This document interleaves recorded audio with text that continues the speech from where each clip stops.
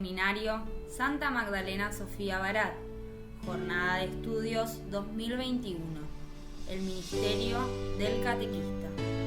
Escucharemos a continuación la presentación de Verónica Figueroa Clerici.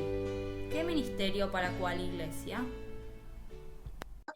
Y ahora Verónica Figueroa Clerici nos va a iluminar con otra perspectiva. ¿Sí? La presento a Vero. Es profesora en Ciencias Sagradas por el Instituto Monseñor Tabela de Salta, es bachiller y licenciada en Teología por la Universidad Católica Argentina de la UCA, Buenos Aires. Desarrolló su actividad docente en el Instituto Superior de Estudios Teológicos, o el ISET, del Centro Salesiano de Estudio de Buenos Aires, el Instituto Teológico Franciscano de San Antonio de Padua, el Instituto Pastoral de la Adolescencia, UIPA, como lo conocemos también. Fue coordinadora del área de investigación y formación permanente del ISCA y secretaria académica del Instituto Superior de Estudios Teológicos. Se desempeñó como directora de estudio del profesorado Don Bosco del Centro Salesiano de Estudios. Fue coordinadora del Departamento de Formación a Distancia en la misma institución. Actualmente es coordinadora del Programa de Formación Humana y Cristiana del Colegio Belgrano de Salta, docente en la Universidad Católica de Salta, directora del Instituto para la Integración del Saber, IPIS, en la misma universidad. No sé si me olvidé de algo. Madre de 3 niños, y está en Salta en este momento. Así que le dejo, hoy tenemos toda gente que está lejos de Buenos Aires. Les dejo entonces la palabra a Vero. Bueno, muchas gracias, Mariel. La verdad que un placer que me haya llamado Mariel. Fuimos compañeras de estudio y de trabajo. Lo veo a Pablo ahí, que recuerdo muy claramente una clase. Fuimos compañeros en la licencia. Y bueno, un placer, Alejandro, también, que en algún momento nos cruzamos. Bueno, y todos ustedes que los veo por primera vez, agradecerles también que estén acá escuchándome. Cuando Héctor empezó a hablar me preocupé porque dije, preparamos lo mismo. Empezó hablando como pensaba empezar hablando yo, y dije, ahora ¿para dónde irá? Porque tengo que empezar a improvisar, si no para el segundo momento. Pero no, por suerte él después, con su análisis situacional y esta importancia de tomar la palabra de manera personal, ya encontró su propio rumbo, y yo voy a contarles ahora un poco más un análisis institucional. Les decía que empezaba por el mismo punto de partida de Héctor, porque también estoy convencida de que los ministerios, o el ministerio del catequista, en este caso en particular, se vive de determinada manera según el contexto eclesiológico en el que nos movemos, y viceversa también, ¿no? El modelo eclesiológico se va conformando según cómo actuamos, cómo vivimos el servicio que hacemos dentro de una comunidad. Por eso me interesaba ponerle como título a esta pequeña conversación, ¿qué ministerios para cuál iglesia? ¿No? Problematizando un poco cuál es la iglesia, la comunidad que queremos formar, y según eso, bueno, qué servicios, y viceversa, qué servicios tenemos y entonces qué comunidad resulta de ahí. Yo voy a compartir pantalla, si me permiten, puede ser. A ver si la encuentro. Ya estás habilitada, ¿eh? Buenísimo, dale, ahí vamos. Ustedes me avisan, por favor, si logran ver.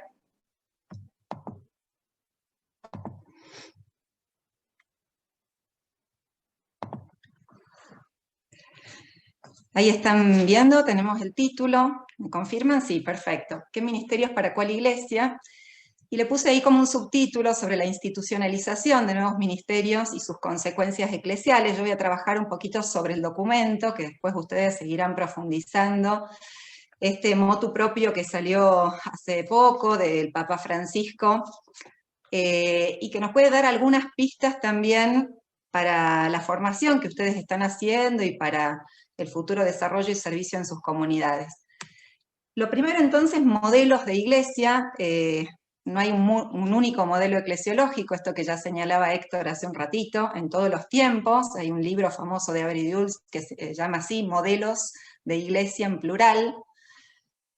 También podemos decir que en las propias iglesias cristianas de los primeros siglos, aún en los evangelios, podemos leer distintas formas de vivir la iglesia, ¿no? Hay un libro también que recuerdo de Raymond Brown que se llama Las iglesias que los apóstoles nos dejaron, que cuando yo lo estudié en su momento me llamó la atención este título en plural porque venía de un esquema donde pensaba que, bueno, la iglesia era la iglesia solamente, en mayúsculas y una sola. Y esto también a lo largo del tiempo, no solamente en las primeras comunidades cristianas, ya se vivían distintas experiencias de iglesia, sino después la recepción del evangelio, de la buena noticia en cada contexto, asume un rostro distinto. Y acá recordaba, voy tirando así por ahí algún material que les puede servir después, algún artículo de Víctor Codina que se llama Tres modelos eclesiológicos, y él usa estas imágenes, ¿no? La mesa, referida a los primeros siglos del cristianismo, entre el siglo I y el IV, donde los discípulos se reunían en torno a una mesa a compartir el pan. Luego dice, a partir del Edicto de Milán, en ese momento los cristianos eran perseguidos, eran comunidades pequeñas, que iban formándose y alentándose mutuamente en un contexto adverso. Sin embargo, en el año 303, él señala ahí como un hecho puntual, obviamente que no, esto es, sin caer en simplificaciones, son grandes rasgos. La Iglesia, el Estado, a través del Edicto de Milán, asume el cristianismo como religión oficial, y entonces la Iglesia va tomando otras características más ligadas al contexto político de la época, y Codina dice, bueno, y se vuelve como un poco modelo de iglesia como castillo, donde la estructura cobra más relevancia que lo doméstico. Esto va tomando mayor envergadura. De alguna manera se separa un poco de nuevo lo sagrado de lo profano, ¿no? En la experiencia de la mesa podríamos decir que lo doméstico, todo aquello que vivimos cotidianamente, era sagrado. Y acá de nuevo hay cierta separación, y entonces los templos son el lugar de encuentro privilegiado, y la liturgia también cobra un sentido fuerte. Y Codina señala un tercer modelo, que él va a usar esta imagen de carpa, y el hecho o el hito que marca un cambio entre el modelo de Castilla y el de carpa es el Concilio Vaticano II, donde él dice el modelo ya no es tan estático, tan fijo, tan institucional o jurídico, sino que pretende ser un modelo comunional, ¿no? Donde la estructura no es tan importante, sino que todos tengamos un lugar dentro. Puede ser algo más dinámico, más móvil, pero que todos tengamos un lugar. Bueno, obviamente son características generales. A lo largo de la Iglesia han pasado muchas cosas, más de las que les cuento acá de manera simple, pero lo único que quería puntualizar es que no hay un único modelo eclesiológico a lo largo de la historia. El Papa Francisco empieza este documento, en el número 1, toma esta expresión, dice: el ministerio de catequista en la Iglesia es muy antiguo. Entre los teólogos es opinión común que los primeros ejemplos se encuentran ya en los escritos del Nuevo Testamento. Él va a hacer referencia entonces a el Nuevo Testamento, a esa primera comunidad, con una intencionalidad de volver a los orígenes de alguna manera, ¿no? Dice en el número 2, les leo, en efecto, la comunidad cristiana ha experimentado ya en los primeros siglos una amplia forma de ministerialidad que se ha concretado en el servicio de hombres y mujeres que, obedientes a la acción del Espíritu Santo, han dedicado su vida a la edificación de la Iglesia. Los carismas, que según el Espíritu nunca ha dejado de infundir en los bautizados, encontraron en algunos momentos una forma visible y tangible de servicio directo a la comunidad cristiana en múltiples expresiones, hasta el punto de ser reconocidos como una diaconía indispensable para la comunidad. El Papa Francisco nos está diciendo que ya en las primeras comunidades cristianas encontramos diversidad de ministerios y que han sido reconocidos. Pero sabemos que no siempre esto fue así. De hecho, estos modelos eclesiológicos a lo largo de la historia que se fueron modificando fueron interpretando, reinterpretando esa experiencia cristiana de diversa manera. Les traigo a colación, por ejemplo, una expresión de León XIII, que difiere un poco de esta percepción que recogía Francisco recién, diciendo, es constante y manifiesto que hay en la Iglesia dos órdenes bien distintos por naturaleza, los pastores y el rebaño, es decir, los jefes y el pueblo. El primer orden tiene por función enseñar, gobernar, dirigir a los hombres en la vida, imponer reglas. El otro tiene que estar sometido al primero, obedecer, ejecutar sus órdenes y honrarle. Este texto no da tanta impresión de diversidad de carismas, donde todos los bautizados puedan expresar su propio don o su propio ministerio, sino más bien de dos estratos diferenciados, muy diferenciados, entre los pastores y el rebaño, o los jefes y el pueblo. Este es año 1888, fines del siglo XIX, pero también principios del XX, fíjense esta expresión de Pío X, por el hecho de que la Iglesia es el cuerpo místico, resulta de ello que esta Iglesia es por su esencia una sociedad desigual, es decir, una sociedad que comprende dos categorías de personas, los pastores y el rebaño, los que ocupan un rango en los diferentes grados de la jerarquía y la multitud de los fieles. Y esas categorías son tan distintas entre sí que solo en el cuerpo pastoral residen el derecho y la autoridad necesarios para dirigir a todos los miembros hacia la finalidad de la sociedad. En cuanto a la multitud, no tiene otra obligación que la de dejarse conducir y rebaño dócil seguir a sus pastores. ¿Por qué traigo a colación estos textos? Para también caer en la cuenta de lo importante de este primer número del motu propio de Francisco, con la intencionalidad expresa de volver a los orígenes, tomando conciencia de que la historia no siempre fue fiel a esos orígenes, o que fue interpretando en contextos nuevos ese mensaje de otra manera. El desafío es, bueno, ¿cómo lo interpretamos nosotros hoy, ¿no? Efectivamente, a partir del Concilio Vaticano II, que intenta esta vuelta a los orígenes, y que Francisco está tratando de retomar ahora en este documento, surge la llamada teología del laicado, ¿no? Estos textos que les pongo, fíjense, 1906, pocos años después, ¿no? Ya en ese momento se empezaba a nivel eclesiológico tratar de generar un cambio, una dinámica diferente en la Iglesia, que finalmente con la convocatoria del Papa Juan XXIII para el Concilio Vaticano II, en el año 62 comienza el concilio, un concilio que estaba pensado para celebrarse durante 3 meses, terminó durando 3 años, donde el movimiento fue muy, muy intenso. Seguramente ustedes tendrán elementos en sus materias que han cursado en el seminario, quizás más los de los últimos años, pero ya los verán los de los primeros. Simplemente, a lo mejor han escuchado, uno tiene una referencia del concilio que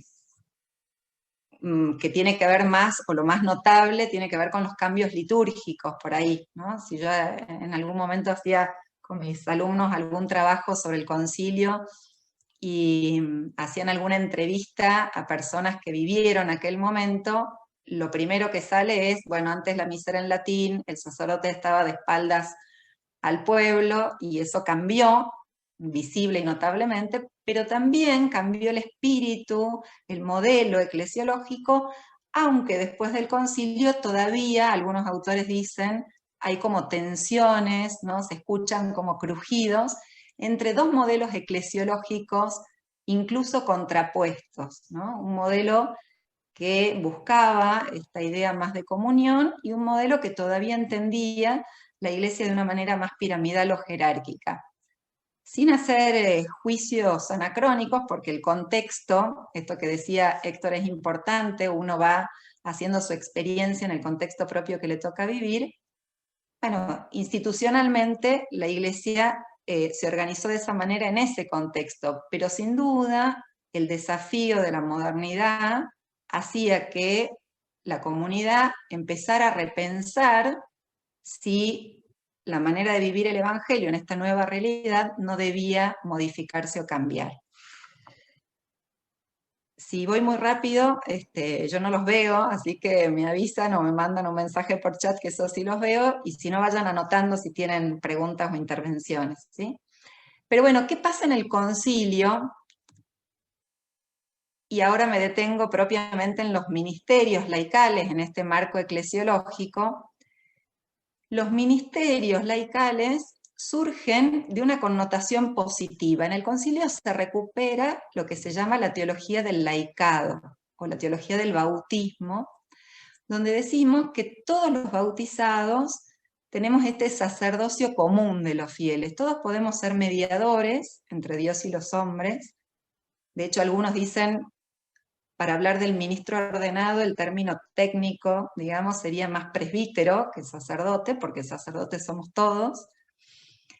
Pero también se empieza a hablar de ministerios laicales en el concilio por una connotación, podríamos decir, negativa, que es la crisis ministerial o la falta de vocaciones de esa época, ¿sí? Es un periodo que, como el replanteo eclesiológico fue muy fuerte, el modelo ministerial de ministro ordenado de ese momento claramente empezó a vivir también una crisis, y ya el modelo institucional o de ministro ordenado no era tan numeroso en el postconcilio, ¿no? Esto me parece importante notar porque, por un lado, hay una connotación positiva. Empezamos a desarrollar una teología en torno al laicado, pero también es cierto que un poco exigidos por lo que ocurría en ese momento, ¿no? A falta de sacerdotes ordenados, de ministros ordenados, el laicado empieza a cobrar otro protagonismo. Esto lo señala Francisco en el documento donde instituye el ministerio del catequista. En el número 4, él dice: a partir del Concilio Vaticano II, la Iglesia ha percibido con renovada conciencia la importancia del compromiso del laicado en la obra de la evangelización. En nuestros días, el oficio de los catequistas tiene una importancia extraordinaria porque resultan escasos los clérigos para evangelizar tantas multitudes y para ejercer el ministerio pastoral, haciendo referencia al decreto ad gentes del Concilio Vaticano II.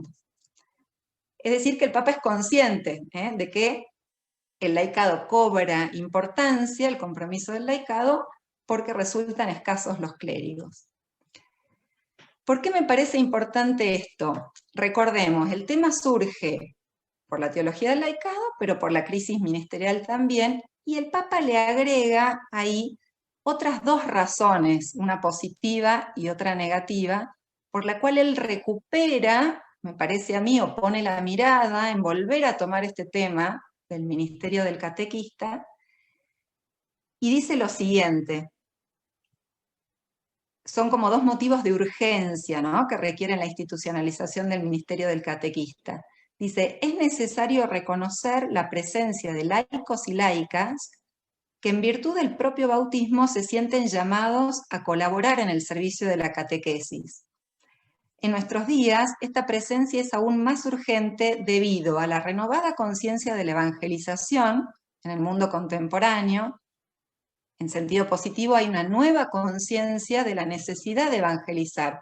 Héctor decía recién, en otras palabras, volver a Jesús, ¿no? Quizás hemos puesto el foco de la evangelización en otras cuestiones no tan centrales, y entonces hay una renovada conciencia de volver a la buena noticia, al evangelio en el mundo contemporáneo, y a la imposición de una cultura globalizada que reclama un auténtico encuentro con las jóvenes generaciones, ¿no? Entonces también hay un dato negativo que nos da la cultura, dirá Francisco, que es esta imposición de una cultura globalizada que hace que los jóvenes no puedan captar el aporte, digamos, novedoso del Evangelio, y eso se vuelva una urgencia en este tiempo. Esto nos lleva a plantear dos cosas.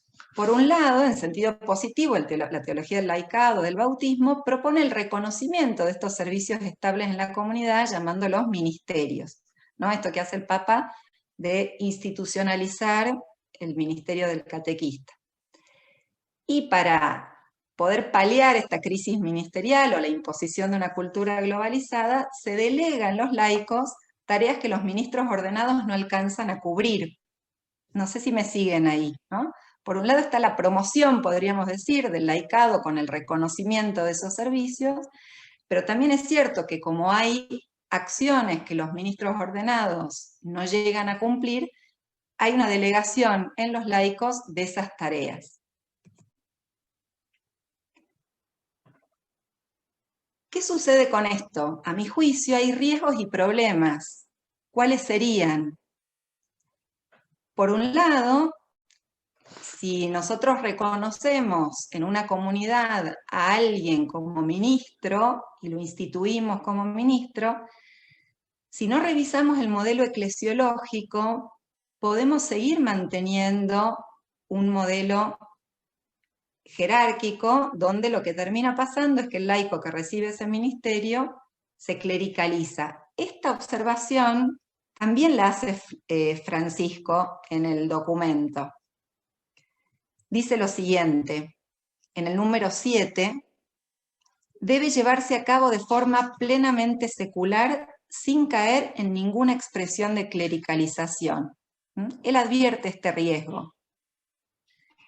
Y por otro lado, si la promoción es debida a la escasez de ordenaciones, se trata de un reconocimiento en términos de suplencia, podríamos decir, ¿no? Nos podríamos preguntar ahí qué hubiese pasado si no hubiese existido esta crisis ministerial, ¿no? O los laicos ocupan estos lugares que los ministros ordenados no alcanzan a cubrir, pero ¿y si los pudieran cubrir los ministros ordenados? ¿Qué pasaría? ¿Se reconocerían los ministerios a los laicos o no? Esto deviene, a mi juicio hay que tenerlo por lo menos presente, en estos problemas. Para los ministros ordenados puede generar una cierta concepción residual del ministerio. ¿Qué quiero decir con esto? Tradicionalmente decimos que el ministro ordenado cumple 3 funciones, ¿no? Una función profética de predicación de la palabra, la función celebrativa o litúrgica, y la función real, digamos, de presidencia de la comunidad. Cuando los laicos, si en términos de suplencia, empiezan a realizar tareas que los ministros ordenados no alcanzan a cubrir, el ministro ordenado queda reducido a algunas acciones, ¿no? A veces me pasa cuando pregunto, bueno, a ver, ¿qué sería lo propio del sacerdote o el presbítero, técnicamente, el ministro ordenado? Y a veces me contestan que puede celebrar la misa, por ejemplo. En cambio, el diácono sí puede celebrar los bautismos o celebrar el sacramento del matrimonio, pero no puede celebrar la misa. Y entonces a veces llegamos a situaciones donde hay un autor que ahora les voy a nombrar, Bernard Sesbue, que señala esta desvirtuación, ¿no? Dice, hay comunidades rurales, por ejemplo, que no tienen ministro ordenado, o que tienen un ministro que atiende varias comunidades, y entonces el domingo, para poder celebrar la Eucaristía, viaja de un lugar a otro, porque recorre distancias, y entonces las comunidades empiezan con la liturgia de la palabra, y el sacerdote llega para la consagración, ¿no? Entonces reducimos la función ministerial a algunos momentos puntuales. Eso priva al presbítero de una presencia en la comunidad diferente, donde la función de liderazgo, de presidencia de la comunidad puede verse diluida. Podríamos decir que en realidad en las primeras comunidades la elección del ministro ordenado estaba dado pensando en aquel que presidía la comunidad, y porque presidía la comunidad celebraba la Eucaristía, pero no al revés. ¿Se entiende? El referente o la autoridad en la comunidad es aquel que hoy diríamos en términos contemporáneos la lidera, ¿sí? La preside, y la celebración eucarística, que de hecho sabemos después en la dinámica del concilio, que el ministro ordenado, si bien preside, es la comunidad toda la que celebra, pero cumple ese rol de liderar la comunidad. De hecho, las comunidades cristianas hoy en día, aún sin ministro ordenado, siguen existiendo porque hay alguien que las lidera. si no, no existirían. Si no hay alguien que aglutina, que anima, que coordina la comunidad, que a veces puede ser una presidencia rotativa, ¿no? Puede ser un grupo, pueden ser varios, hay alguno que impulsa, esas comunidades terminarían desapareciendo, ¿no? Y señalábamos esta ambigüedad. Si los laicos están en términos de suplencia, no sería una situación de hecho, sino provisoria. Si volviera, no sé, si entráramos en una época donde vuelven a crecer las vocaciones al ministerio ordenado, quizás habría que preguntarse qué pasaría con los laicos que ocupan funciones que en otro momento ocupaban los ministros ordenados. No sé cómo estoy de tiempo, Mariel, si me ayudás, que no tengo el reloj acá. No, igual empezaste más tarde de lo que habíamos definido, así que terminá tranqui y que los que vayan teniendo preguntas, vayan poniéndolas en el chat, así también vamos recopilando qué resonancias o qué dudas les están quedando de lo que está compartiendo Vero. Bien, un poquito más, un esfuerzo más, si me van siguiendo. Yo simplemente presentar 3 autores, nada, desde mi inquietud, fui como estudiando estos temas, así como Héctor decía que las comunidades están situadas históricamente, también uno tiene una historia personal, ¿no? Y seguramente va eligiendo temas de estudio por experiencias personales. La cuestión ministerial siempre me generó esta pregunta, ¿no? Si de alguna manera la conquista, Héctor preguntaba si habían recibido con alegría, por ejemplo, la noticia de que el catequista podía ser instituido como ministro, si esta institución o este reconocimiento del ministerio es válido en la medida en que ayude a un modelo eclesiológico que sea comunional verdaderamente. Cuando Mariel me invitó a dar esta charla, yo le dije, mira, te aclaro que yo no necesariamente soy pro institucionalización de los ministerios laicales por esta reserva que tengo, ¿no? Me parece que siempre y cuando nos ayude a encontrarnos fraternalmente cada vez más, sí. Pero ahora quiero señalar, y ya para terminar, alguna observación más en relación a esto. Bueno, algunos autores que clásicamente han trabajado el tema de los ministerios laicales, uno es Dionisio Borovio, donde él acentúa mucho el tema de la corresponsabilidad eclesial, ¿no? Justamente para trabajar un modelo que no sea jerárquico, sino que sea comunional. Todos somos responsables de la vida comunitaria, de la experiencia que vamos haciendo del Evangelio en comunión. Y él sí señala la valoración de ministerios laicales por derecho propio. De hecho, tiene una planificación pedagógica ministerial, ya hace muchos años habla de 7 familias básicas. Él ya habló del ministerio del catequista, de la guía del catecumenado, hace mucho tiempo. Propone este ministerio de educador cristiano, de comunicador cristiano, el ministerio de sanación, el promotor de la pastoral familiar, el ministerio de la reconciliación y la pacificación, ministerio de la animación litúrgica y de la comunión, considerando que todos estos son elementos constitutivos de la esencia y de la estructura de la Iglesia. Un primer ejemplo, ¿sí?, de cómo podemos pensar el ministerio laical.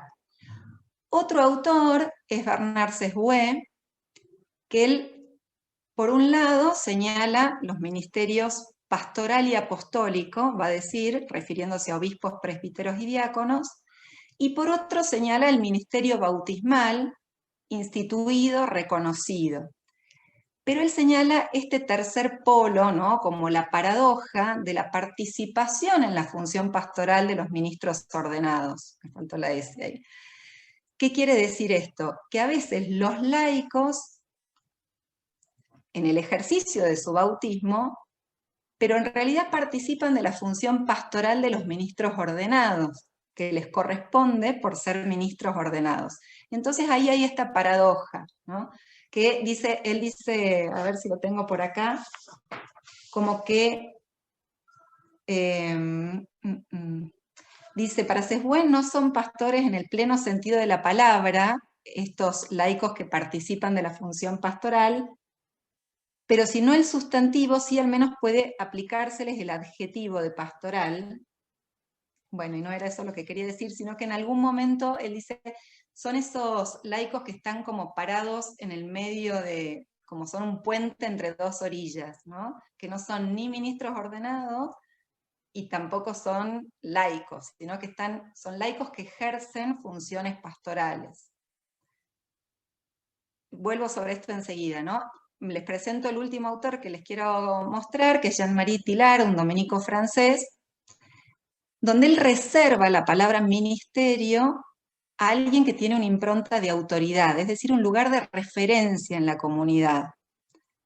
Y se lo reserva a los ministros ordenados. Luego va a hablar de servicios del Evangelio, y ahí entra la catequesis, la animación litúrgica, y eso que están viendo allí, preparación para los sacramentos, administración económica incluso, y asistencia jurídica, como servicios del Evangelio. Mientras que los ministros ordenados, la palabra ministros está reservado a obispos, presbíteros y laicos. En síntesis, podríamos decir que hay quienes promueven el reconocimiento de la institucionalización de nuevos ministerios, no solo los ordenados, como es el caso de Borovio, quienes señalan un nuevo polo ministerial situado entre los ordenados y los bautismales para los laicos que ejercen tareas pastorales, el caso de Sesbuen, y quienes reservan lo ministerial para designar el cargo conductivo y presidencial en una comunidad, ordenado o delegado por este en el caso de Tillard. Aclaro que en el caso de Tillard, por ejemplo, Tillard ya falleció, probablemente si él viviera ahora quizás haya desarrollado teológicamente este concepto de otra manera, no lo sabemos. Simplemente estoy queriendo mostrarles que hay distintas maneras de interpretar el ejercicio ministerial dentro de un marco eclesiológico determinado. Y ahora me quedo con esto finalmente, dice, sea como fuere, los ministerios no dejan de referirse a los ministerios ordenados, los ministerios laicales, ¿no? El Papa Francisco, en el número 8 de este documento, dice, es un servicio estable que se presta a la iglesia local, hablando del ministerio del catequista, según las necesidades pastorales identificadas por el ordinario del lugar, pero realizado de manera laical como lo exige la naturaleza misma del ministerio.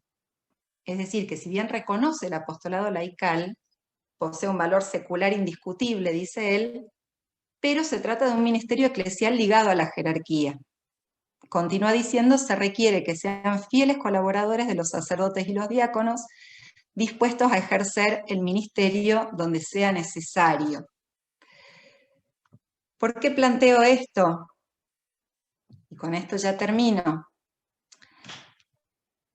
Simplemente para complejizarles un poco el estudio del documento ahora, y tratar de interpretar también cuál es el contexto en el que Francisco escribe este documento. Creo, por un lado, que el reconocimiento del ministerio del catequista, o la institución del ministerio del catequista, puede ser importante en la medida en que eso genere relaciones intraeclesiales donde todos podamos ejercer nuestro sacerdocio común, pero que también pueda promover, no solamente quede en un vínculo intraeclesial, ¿no? Sino que también pueda promover ministerios que están relacionados al servicio de la comunidad. A veces el ministerio del catequista queda como muy ligado al ejercicio de la palabra, y además, como señalaba en este último caso, está referenciado al ministro ordenado. Yo ahí me pregunto,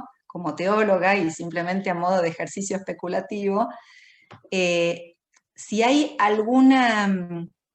si esto no debería ir acompañado, digamos, de cierta garantía también institucional, donde el reconocimiento del ministerio laical, en definitiva, no quede ligado al ministro ordenado que lo promueve. ¿Se entiende lo que digo? Si en mi parroquia hay un ministro ordenado que quiere y tiene la voluntad de promover los ministerios laicales y hacerlo de manera plural, qué bueno que se puedan reconocer los ministerios institucionalmente. pero no siempre sabemos que esto es así. Quizás a veces pasa que en una comunidad es elegido determinado catequista para ser instituido y hay otro que no es elegido, y el criterio último lo sigue teniendo el ministro ordenado, ¿sí? Porque está referenciado, me parece a mí, no a la comunidad en sí de manera directa, sino todavía tiene este punto, el documento, de referirlo al ministro ordenado. Digo esto y con esto ya termino. Obviamente damos por supuesto, y lo señala Francisco ahí, la importancia de la formación en el ministerio del catequista, en el ministro del catequista, que es esto que están haciendo ustedes acá, donde la legitimación del ministerio no está solo puesta en la voluntad de aquel que lo institucionaliza, sino también en las condiciones, en la formación, en la preparación de ese ministro. En ese sentido, los lugares de formación me parece que ocupan un lugar central, por eso celebro estar acá con ustedes, y me parece que podrían tener también una voz fuerte en la proposición, ¿no?, de aquellos que pueden ser instituidos si decidiéramos seguir ese camino del reconocimiento ministerial. Si uno pensara en una formación que tiene una titulación civil, por ejemplo, ¿qué diferencia habría entre el reconocimiento civil de esa formación y el reconocimiento eclesiástico que tenemos, que es lo que se propone en este documento? Mi temor es que eso termine quedando solo en el ámbito intraeclesial, es decir, reconocemos al catequista entre los miembros de la Iglesia, ¿sí? Pero no termina teniendo una incidencia clara en el servicio evangelizador que tiene que ser ad extra, ¿no?, hacia afuera de la Iglesia. Bueno, espero no haber complicado, sobre todo a los alumnos de primero, que no sé si tendrían los elementos previos como para esto, pero les agradezco mucho la atención y estoy disponible para sus preguntas. Muy bien, gracias, Vero. Me parece